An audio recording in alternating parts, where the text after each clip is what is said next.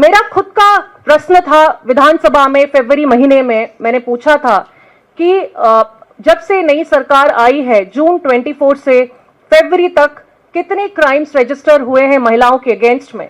उसके उत्तर में फरवरी तक का जवाब आया था कि 18,001 केसेस रजिस्टर हुए हैं। दुख की बात है, दर्द की बात है कि केवल 217 केस ही डिस्पोज हुए हैं।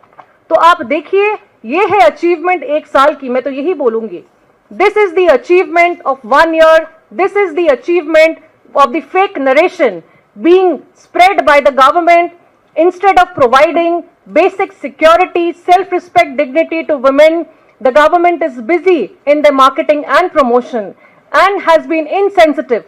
जब उनकी जरूरत थी कि जाके उनके परिवार के साथ खड़े हों, तुरंत एक्शन ले। जब भी कोई इशू होती है, एक ही आवाज आती है कि हाँ, हम लोग इंक्वायरी कर रहे हैं। आज तक 12 महीनों के अंदर एक भी इंक्वायरी की रिपोर्ट नहीं आई है कि क्या हुआ उसके बाद। क्यों रेपिस्ट इतना निर्भय होकर घूम रहे हर जगह?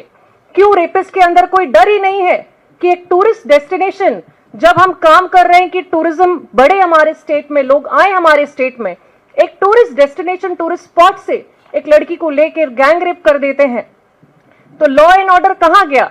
क्यों जो कमी है होम डिपार्टमेंट में, पुलिस विभाग में, उसको तर्जुमा नहीं करा जा रहा है? अभी तक क्यों हाउस कमेटी गठन नहीं करा गया है? अभी तक क्यों हाई लेवल मंत्रिमंडल का एक भी मीटिंग नहीं किया गया है केवल इस लॉ एंड ऑर्डर सिचुएशन पे? ये दिखाता है कि सरकार बिल्कुल भी इनसेंसिटिव है। कोई भावना, कोई इमोशन नहीं है महिलाओं के लिए। आज अगर हम आवाज नहीं उठाएंगे हमारी राज्य की महिलाओं के लिए, बच्चियों के लिए, तो कब आवाज उठाएंगे? आज अगर हम उनके लिए रास्ते पे नहीं आएंगे, नहीं लड़ेंगे, तो कौन लड़ेगा उनके लिए? ये 3 इंसिडेंट 3 दिनों में घटा है, आगे भी बहुत घट सकता है अगर सरकार ने कोई ठोस पदक्षेप नहीं लिया, ठोस स्टेप्स नहीं लिया। तो ये सारे फिगर्स हैं जिसमें कि आपको दिख जाएगा कि 1762 rape cases till February, 79 gang rapes have occurred. Gang rape कोई मजाक थोड़ी है। उसका भविष्य के बारे में सोचिए, कितना कलंकित हुआ है हमारा राज्य, पूरा देश में। उड़ीसा ढूंढ लीजिए गूगल में, सिर्फ क्राइम की खबर ही आती है। ये नहीं देखना है हमें। लोगों का विश्वास था, एक 24 साल का एक शासन को उखाड़ के लोगों ने बदलाव लाया, ये विश्वास से कि जो मोदी की गारंटी बोला जाता था, वही गारंटी, वही विश्वास से लाए। आज हम कहां पहुंच गए हैं? उड़ीसा में जो रिपोर्ट्स थे विधानसभा की, जो मुख्यमंत्री खुद रिपोर्ट का जो आंसर दिए हैं, उस आंसर के आधार पे फरवरी महीने में जो विधानसभा चल रहा था, उसके अंदर कांग्रेस पार्टी की तरफ से कंटिन्यूसली हमने गृह में, हाउस में डिमांड किया कि आप एक हाउस कमेटी गठन कीजिए, क्योंकि 1700 से ज्यादा रेप घट चुका है उड़ीसा में 8 मंथ्स के अंदर। जब से ये नया भाजपा सरकार आई है, 79 गैंग रेप हो चुका था फरवरी के अंदर।